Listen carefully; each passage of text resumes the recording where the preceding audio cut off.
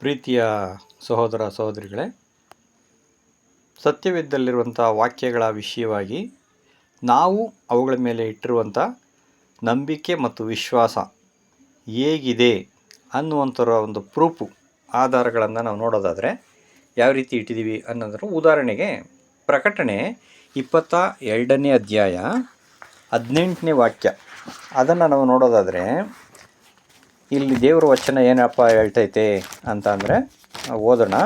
ಪ್ರಕಟಣೆ 22:18. ಈ ಪುಸ್ತಕದಲ್ಲಿ ಬರೆದಿರುವಂಥ ಪ್ರವಾದನಾ ವಾಕ್ಯಗಳನ್ನು ಕೇಳುವ ಪ್ರತಿಯೊಬ್ಬನಿಗೆ ನಾನು ಹೇಳುವ ಸಾಕ್ಷಿ ಏನೆಂದರೆ, ಇವುಗಳಿಗೆ ಯಾವನಾದರೂ ಹೆಚ್ಚು ಮಾತುಗಳನ್ನು ತಂದು ಹಾಕಿದರೆ ದೇವರು ಅವನ ಮೇಲೆ ಈ ಪುಸ್ತಕದಲ್ಲಿ ಬರೆದಿರುವ ಉಪದ್ರವಗಳನ್ನು ತಂದು ಹಾಕುವನು.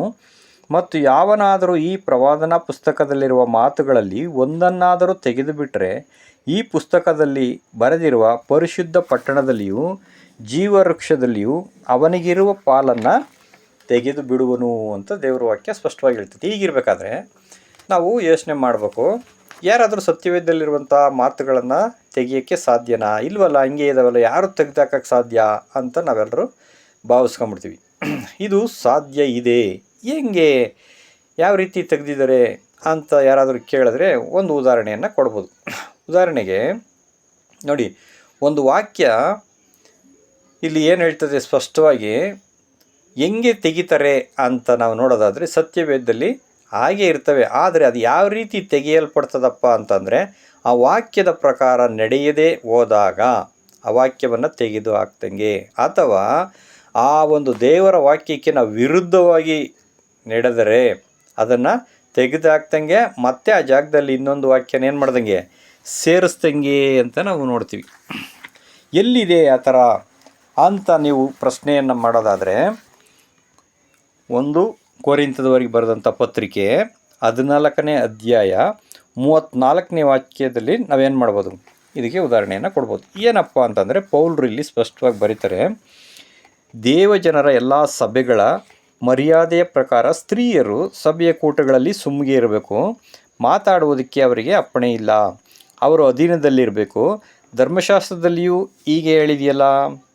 ಅವರು ಏನಾದರೂ ತಿಳಿದುಕೊಳ್ಳುವುದಕ್ಕೆ ಅಪೇಕ್ಷಿಸಿದರೆ ಮನೆಯಲ್ಲಿ ತಮ್ಮ ಗಂಡಂದಿರನ್ನು ಕೇಳಲಿ. ಸ್ತ್ರೀಯರು ಸಭೆಯಲ್ಲಿ ಮಾತಾಡುವುದು ನಾಚಿಕೆಗೆಟ್ಟ ಕೆಲಸವಾಗಿದೆ.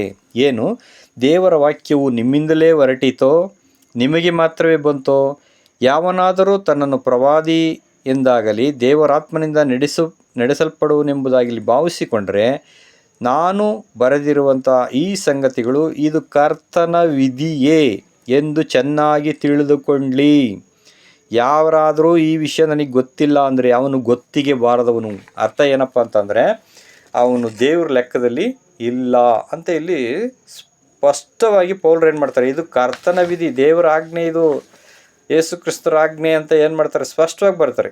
ಆದ್ದರಿಂದ ಇದನ್ನು ನಾವು ಮೀರಿ, ಇಲ್ಲ ನಾನು ಸ್ತ್ರೀಯರು ಬೋಧನೆಯನ್ನು ಮಾಡ್ತೀನಿ ಅಂತ ಮಾಡಿದ್ರೆ ಅದರ ಅರ್ಥ ಏನಪ್ಪ ಅಂದರೆ, ಅವರಿಗೆ ಜೀವವೃಕ್ಷದ ಒಂದು ಪಾಲಿಲ್ಲ, ಜೀವವೃಕ್ಷದ ಫಲ ಅವರಿಗೆ ಕೊಡೋದಿಲ್ಲ ಅಂತ ಹೇಳ್ತೀವಿ, ಅಥವಾ ಜೀವಿತರ ಪಟ್ಟಿಯಲ್ಲಿ ಅವರ ಹೆಸರನ್ನು ಬರೆಯಲ್ಪಡಲಿಕ್ಕೆ ಸಾಧ್ಯ ಇಲ್ಲ.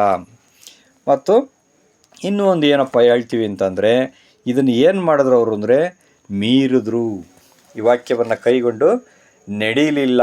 ಅದನ್ನು ತೆಗೆದುಬಿಟ್ಟು ಬೇರೆ ಒಂದು ಮಾತುಗಳನ್ನು ಸ್ವಂತ ಒಂದು ಬೋಧನೆಯನ್ನು ಏನು ಮಾಡಿದ್ರಲ್ಲಿ ಸೇರಿಸಿದ್ರು. ಹಾಗಾದ್ರೆ ನಾವು ಪ್ರಕಟಣೆಯಲ್ಲಿ 22:18 ನೋಡಿದ ವಾಕ್ಯಕ್ಕೆ ಇವರು ಯಾವ ರೀತಿಯಾಗಿ ವಿಧೇಯರಾಗಿದ್ದಾರೆ, ಇವರು ಯಾವ ರೀತಿ ನಂಬಿಕೆಯಲ್ಲಿ ವಿಶ್ವಾಸದಲ್ಲಿದ್ದಾರೆ ಅನ್ನೋದನ್ನು ನಾವು ಯೋಚನೆ ಮಾಡಬೇಕು. ಯಾಕೆಂದರೆ ಜ್ಞಾನೋಕ್ತಿ 35 ಮತ್ತು 6ರಲ್ಲಿ ಹೇಳ್ತೈತೆ ದೇವ್ರ ವಾಕ್ಯ, ದೇವರ ಪ್ರತಿಯೊಂದು ಮಾತುಗಳು ಪರಿಶುದ್ಧವಾದವು, ಅದಕ್ಕೆ ಯಾವುದನ್ನು ಸೇರಿಸಬೇಡ ಅಂತ ಸ್ಪಷ್ಟವಾಗಿ ಹೇಳ್ಯಾರ. ಈ ರೀತಿ ಸತ್ಯವೇದದಲ್ಲಿ ಅನೇಕ ಉದಾಹರಣೆಗಳನ್ನು ನೋಡ್ಬೋದು. ಆದರೆ ಈ ಸಂದರ್ಭದಲ್ಲಿ ನಾನು 1-2 ಉದಾಹರಣೆಗಳನ್ನು ಮಾತ್ರ ಕೊಟ್ಟಿದ್ದೇನೆ. ಇದು ನಿಮಗೆ ಇನ್ನೂ ಹೆಚ್ಚಿಗೆ ಬೇಕು ಅನ್ನೋದಾದರೆ ನನ್ನನ್ನು ಸಂಪರ್ಕಿಸಿದರೆ, ಅಥವಾ ನನ್ನ ಹತ್ರ ನೀವು ಬರೋದಾದರೆ, ಅಥವಾ ಫೋನ್ ಮುಖಾಂತರ ನೀವು ಸಂಧಿಸೋದಾದರೆ, ಸತ್ಯವೇದದಲ್ಲಿರುವಂಥ ಅನೇಕ ತಪ್ಪು ದೋಷಗಳನ್ನು ಮೀರಿರುವಂಥದ್ದನ್ನು, ತೆಗೆದುಹಾಕಿರುವಂಥದ್ದನ್ನು, ಸೇರಿಸಿರುವಂಥದ್ದನ್ನು ನಿಮಗೆ ಸ್ಪಷ್ಟವಾಗಿ ತೋರಿಸ್ಕೊಡ್ಲಿಕ್ಕೆ ಸಿದ್ಧವಿದ್ದೇವೆ. ಹೀಗಿರಬೇಕಾದ್ರೆ ನಮ್ಮ ವಿಶ್ವಾಸ ದೇವರ ವಾಕ್ಯದ ಮೇಲೆ ಇದೆಯಾ, ಅಥವಾ ದೇವ್ರ ವಾಕ್ಯ ಬೋಧಿಸ್ತಕ್ಕಂಥ ಬೋಧಕರ ಮೇಲೆ ನಾವು ಇಟ್ಟಿದ್ದೀವಾ? ನಮ್ಮನ್ನು ನಾವೇನು ಮಾಡಬೇಕು? ಪರೀಕ್ಷೆ ಮಾಡ್ಕೊಳ್ಬೇಕು. ಪರೀಕ್ಷೆ ಮಾಡ್ಕೊಳ್ದಲೇ ಹೋದರೆ ನಮ್ಗೆ ಯಾವ ರೀತಿಯಲ್ಲಿಯೂ ವೇಸ್ಟ್, ಸತ್ಯ ತಿಳ್ಕೊಂಡು ಅದು ವೇಸ್ಟ್ ಆಗ್ತದೆ.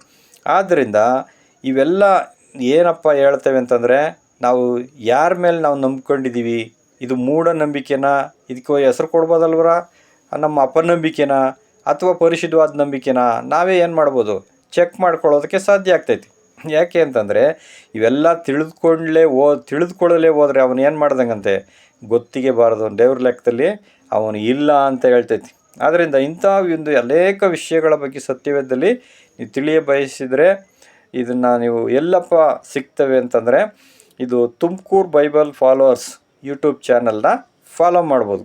ಮತ್ತು ಲೈಕ್ ಮಾಡಿ ಮತ್ತು ಶೇರ್ ಮಾಡೋದನ್ನು ಮರಿಬೇಡಿ. ಅಲ್ಲಿ ಈ ಎಲ್ಲ ಸತ್ಯವೇದ ವಿಷಯಗಳನ್ನು ನಿಮಗಾಗಿ ಪ್ರಸಾರ ಮಾಡ್ತಾ ಇದ್ದೇವೆ.